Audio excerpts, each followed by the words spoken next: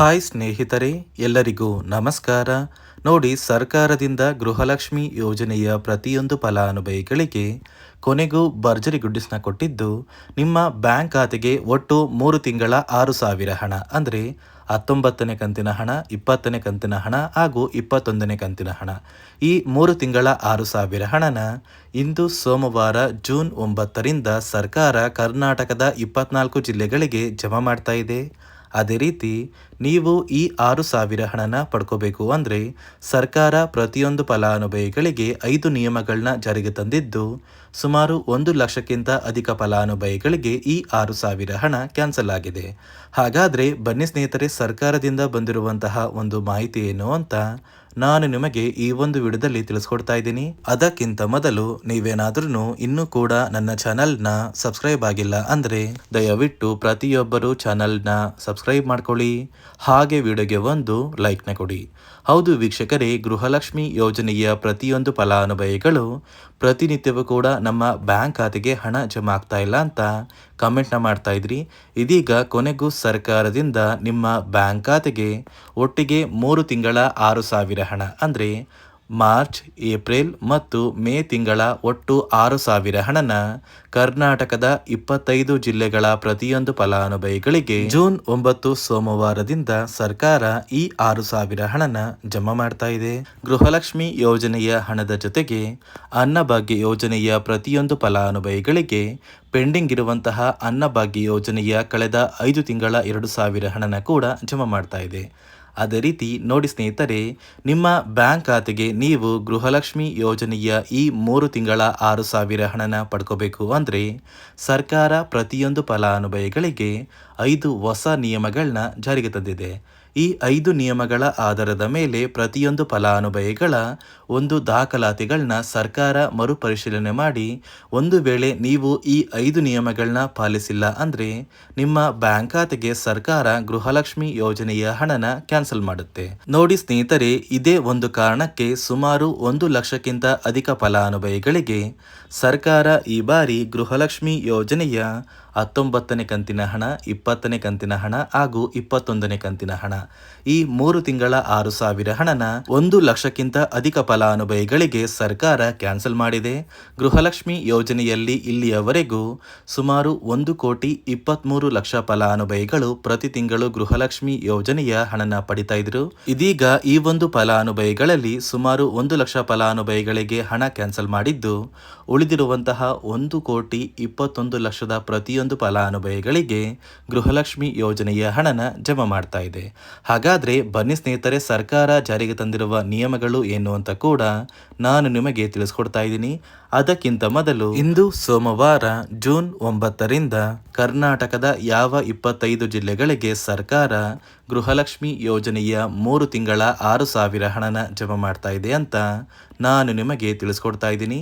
ನೋಡಿ ಸ್ನೇಹಿತರೆ, ಮೊದಲಿಗೆ ಬಾಗಲಕೋಟೆ, ಬೆಂಗಳೂರು ನಗರ, ಬೆಂಗಳೂರು ಗ್ರಾಮಾಂತರ, ಬೆಳಗಾವಿ, ಬಳ್ಳಾರಿ, ಬೀದರ್, ವಿಜಯನಗರ, ಚಾಮರಾಜನಗರ, ಚಿಕ್ಕಬಳ್ಳಾಪುರ, ಚಿಕ್ಕಮಗಳೂರು, ಚಿತ್ರದುರ್ಗ, ದಕ್ಷಿಣ ಕನ್ನಡ, ದಾವಣಗೆರೆ, ಧಾರವಾಡ, ಗದಗ, ಕಲಬುರಗಿ, ಹಾಸನ, ಹಾವೇರಿ, ಕೊಡಗು, ಕೋಲಾರ, ಕೊಪ್ಪಳ, ಮಂಡ್ಯ, ಮೈಸೂರು, ರಾಯಚೂರು, ರಾಮನಗರ, ಶಿವಮೊಗ್ಗ, ತುಮಕೂರು, ಉಡುಪಿ, ಉತ್ತರ ಕನ್ನಡ, ಯಾದಗಿರಿ ಮತ್ತು ಬಿಜಾಪುರ, ಈ 25 ಜಿಲ್ಲೆಗಳ ಪ್ರತಿಯೊಂದು ಫಲಾನುಭವಿಗಳಿಗೆ ಸರ್ಕಾರ ಗೃಹಲಕ್ಷ್ಮಿ ಯೋಜನೆಯ ಒಟ್ಟು 3 ತಿಂಗಳ 6,000 ಹಣನ ಜಮಾ ಮಾಡಿದ್ದು, ಇಲ್ಲಿಯವರೆಗೂ ನಿಮ್ಮ ಬ್ಯಾಂಕ್ ಖಾತೆಗೆ ಗೃಹಲಕ್ಷ್ಮಿ ಯೋಜನೆಯ 18 ಕಂತಿನ ಹಣನ ನೀವು ಪಡ್ಕೊಂಡಿದ್ರೆ ಸಾಕು, ಈ 6,000 ಹಣನ ಜೂನ್ 10ರಷ್ಟರಲ್ಲಿ ಪ್ರತಿಯೊಂದು ಫಲಾನುಭವಿಗಳ ಬ್ಯಾಂಕ್ ಖಾತೆಗೆ ಸರ್ಕಾರ ಜಮಾ ಮಾಡುತ್ತೆ.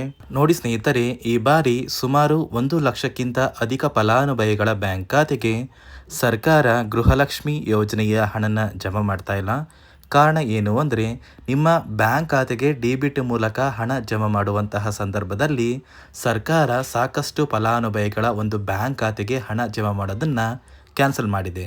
ಯಾಕಂದರೆ ಇತ್ತೀಚೆಗೆ ಹಣಕಾಸು ಇಲಾಖೆ ಜಾರಿಗೆ ತಂದಿರುವ 5 ನಿಯಮಗಳ ಆಧಾರದ ಮೇಲೆ ಪ್ರತಿಯೊಂದು ಫಲಾನುಭವಿಗಳಿಗೆ ಸರ್ಕಾರ ಈ ಒಂದು ಹಣನ ಜಮಾ ಮಾಡ್ತಾ ಇದ್ದು, ಯಾರೆಲ್ಲ ಫಲಾನುಭವಿಗಳು ಈ ನಿಯಮಗಳನ್ನ ಪಾಲಿಸಿಲ್ಲ ನಿಮ್ಮ ಬ್ಯಾಂಕ್ ಖಾತೆಗೂ ಕೂಡ ಹಣ ಜಮಾ ಆಗೋದಿಲ್ಲ. ಹಾಗಾದರೆ ಬನ್ನಿ ಸ್ನೇಹಿತರೆ, ಸರ್ಕಾರ ಜಾರಿಗೆ ತಂದಿರುವ ಆ 5 ಹೊಸ ನಿಯಮಗಳು ಏನು ಅಂತ ನಾನು ನಿಮಗೆ ತಿಳಿಸ್ಕೊಡ್ತಾ ಇದ್ದೀನಿ. ನೋಡಿ ಸ್ನೇಹಿತರೆ, ಮೊದಲನೆಯ ಒಂದು ನಿಯಮ ಬಂದು ಸಾಕಷ್ಟು ಫಲಾನುಭವಿಗಳು ಹೊಂದಿರುವಂತಹ ಒಂದು ರೇಷನ್ ಕಾರ್ಡ್ ಏನಿದೆ, ಆ ಒಂದು ರೇಷನ್ ಕಾರ್ಡ್ನ ಮನೆಯ ಸದಸ್ಯರ ಪ್ರತಿಯೊಬ್ಬರ ಒಂದು ಆಧಾರ್ ಕಾರ್ಡ್ನ ನಿಮ್ಮ ರೇಷನ್ ಕಾರ್ಡ್ಗೆ ಕಡ್ಡಾಯವಾಗಿ ಲಿಂಕ್ ಮಾಡಿಸ್ಬೇಕು. ಅಂದರೆ ಈ ಒಂದು ಲಿಂಕ್ ಮಾಡಿಸುವಂತಹ ಒಂದು ಪ್ರೊಸೀಜರ್ಗೆ ಸರ್ಕಾರ KYC ಅಂತ ಕರೀತಾರೆ. ನಿಮ್ಮ ರೇಷನ್ ಕಾರ್ಡ್ಗೆ ಇನ್ನೂ ಸಹ KYC ಆಗಿಲ್ಲ ಅಂದರೆ ನಿಮ್ಮ ಬ್ಯಾಂಕ್ ಖಾತೆಗೆ ಸರ್ಕಾರ ಮುಂದಿನ ದಿನಗಳಲ್ಲಿ ಗೃಹಲಕ್ಷ್ಮಿ ಯೋಜನೆಯ ಹಣನ ಕ್ಯಾನ್ಸಲ್ ಮಾಡುತ್ತೆ. ಅದೇ ರೀತಿ ಎರಡನೆಯ ಒಂದು ನಿಯಮ ಬಂದು ಸಾಕಷ್ಟು ಫಲಾನುಭವಿಗಳು ಕಳೆದ 3 ತಿಂಗಳಿಂದ ಸರ್ಕಾರದಿಂದ ಬರ್ತಾ ಇರುವಂತಹ ಒಂದು ರೇಷನ್ ಏನಿದೆ, ಅಂದರೆ ಉಚಿತ ಅಕ್ಕಿ ಏನಿದೆ, ಈ ಒಂದು ರೇಷನ್ನ ಪಡ್ಕೋತಾ ಇಲ್ಲ. ಒಂದು ವೇಳೆ ಕಳೆದ 3 ತಿಂಗಳಿಂದ ನೀವು ರೇಷನ್ನ ಪಡ್ಕೊಂಡಿಲ್ಲ ಅಂದರೆ ಸರ್ಕಾರ ನಿಮ್ಮ ಬಳಿ ಇರುವಂತಹ ಒಂದು ರೇಷನ್ ಕಾರ್ಡ್ನ ಕ್ಯಾನ್ಸಲ್ ಮಾಡುತ್ತೆ. ನಿಮ್ಮ ರೇಷನ್ ಕಾರ್ಡ್ನ ಸರ್ಕಾರ ಕ್ಯಾನ್ಸಲ್ ಮಾಡಿದರೆ ನಿಮ್ಮ ಬ್ಯಾಂಕ್ ಖಾತೆಗೆ ಗೃಹಲಕ್ಷ್ಮಿ ಯೋಜನೆಯ ಹಣ ಇರ್ಬೋದು ಮತ್ತು ಸರ್ಕಾರದಿಂದ ಬರುವಂತಹ ಒಂದು ಸೌಲಭ್ಯಗಳನ್ನ ನೀವು ಕಳ್ಕೋಬೇಕಾಗುತ್ತೆ. ಅದೇ ರೀತಿ ಮೂರನೆಯ ಒಂದು ನಿಯಮ ಬಂದು ನೋಡಿ ಸ್ನೇಹಿತರೆ, ನಿಮ್ಮ ಬಳಿ ಇರುವಂತಹ ಒಂದು ಆಧಾರ್ ಕಾರ್ಡ್ ಏನಿದೆ, ಆ ಒಂದು ಆಧಾರ್ ಕಾರ್ಡ್ನ ಕಳೆದ 15 ವರ್ಷಗಳಲ್ಲಿ ನೀವು ಯಾವುದೇ ರೀತಿಯ ಒಂದು ತಿದ್ದುಪಡಿನ ಮಾಡಿಸಿಲ್ಲ ಅಂದರೆ ನಿಮ್ಮ ಬ್ಯಾಂಕ್ ಖಾತೆಗೆ ಸರ್ಕಾರ ಗೃಹಲಕ್ಷ್ಮಿ ಯೋಜನೆಯ ಹಣನ ಕ್ಯಾನ್ಸಲ್ ಮಾಡುತ್ತೆ. ಯಾಕಂದರೆ ಸರ್ಕಾರದಿಂದ ಬಂದಿರುವಂತಹ ಒಂದು ಆದೇಶದ ಪ್ರಕಾರ ಪ್ರತಿಯೊಂದು ಫಲಾನುಭವಿಗಳು ಕಳೆದ 15 ವರ್ಷಗಳಲ್ಲಿ ಯಾವುದೇ ರೀತಿಯ ಒಂದು ತಿದ್ದುಪಡಿನ ನಿಮ್ಮ ಆಧಾರ್ ಕಾರ್ಡ್ಗೆ ನೀವು ಮಾಡಿಸಿಲ್ಲ ಅಂದರೆ ಕಡ್ಡಾಯವಾಗಿ ಆದಷ್ಟು ಬೇಗ ನಿಮ್ಮ ಆಧಾರ್ ಕಾರ್ಡ್ಗೆ ತಿದ್ದುಪಡಿನ ಮಾಡಿಸಿ. ಅದೇ ರೀತಿ ನಾಲ್ಕನೆಯ ಒಂದು ನಿಯಮ ಬಂದು ನಿಮ್ಮ ಕುಟುಂಬದ ಒಂದು ವಾರ್ಷಿಕ ಆದಾಯ 7 ಲಕ್ಷಕ್ಕಿಂತ ಕಡಿಮೆ ಇರಬೇಕು.